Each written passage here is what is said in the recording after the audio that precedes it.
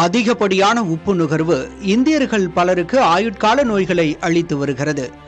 உயர் இரத்த அழுத்தம், பக்கவாதம், இதய நோய்கள் மற்றும் சிறுநீரக பிரச்சனைகளுக்கு அளவு கடந்த உப்பு நுகர்வே முக்கிய காரணியாக உள்ளது. அதிகப்படியான உப்பு இரத்த அழுத்தத்தை அதிகரிப்பதோடு தமனிகளை கடினமாக்கி பக்கவாதத்திற்கு வழிவகுப்பதாக மருத்துவ நிபுணர்கள் எச்சரிக்கின்றனர். வயிற்று புற்றுநோய், உடல் பருமன், சிறுநீரகத்தில் கற்கள் ஆகிய பிரச்சனைகளையும் ஏற்படுத்துகிறது. ஒரு நபர் நாளொன்றுக்கு 5 கிராம் அல்லது 1 டேபிள் ஸ்பூன் அளவிலான உப்பை மட்டுமே எடுத்துக்கொள்ள வேண்டும் என்று உலக சுகாதார நிறுவனம் பரிந்துரைத்துள்ளது. இதுவே உயர் இரத்த அழுத்தம் உள்ளவர்கள் என்றால் 3.5 கிராம் உப்பு மட்டுமே எடுத்துக்கொள்ள வேண்டும்.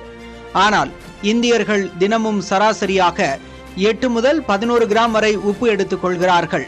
உப்பு நுகர்வை குறைப்பதன் மூலம் பக்கவாதம் உள்ளிட்ட ஆபத்துகளை 25 விழுக்காடு வரை குறைக்க முடியும் என்று மருத்துவர்கள் பரிந்துரைக்கின்றனர். இதற்கான வழிமுறைகளையும் பரிந்துரைக்கிறார்கள். உப்பு நுகர்வை படிப்படியாக குறைப்பதே பாதுகாப்பானது.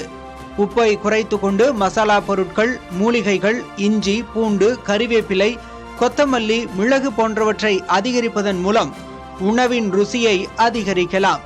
இதன் மூலம் உணவின் ருசி பாதிக்கப்படாது. எலுமிச்சை சாறு, புளி, தயிர் போன்றவையும் குறைவான உப்புடன் தயாரிக்கப்பட்ட உணவுகளின் ருசியை கூட்டும்.